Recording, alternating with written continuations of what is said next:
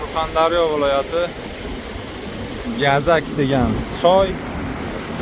Mana suvi shaffofligini qaraydi. Bu dalshi Mulchak va Sayrob degan qishloqlarga borar ekan.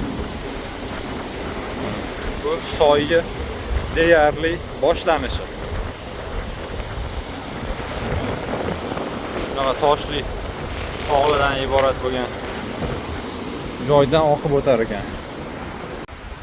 Surxondaryo viloyatimiz o'zi mana o'ziga xos tabiat go'zalliklariga ega bo'lgan viloyat.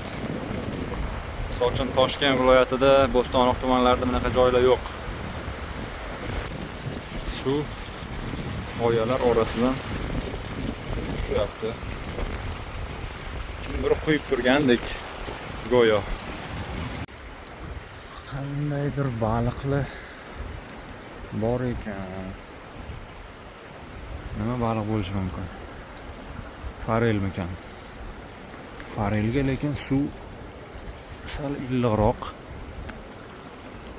Lekin suv ta'mi ham sho'rroq.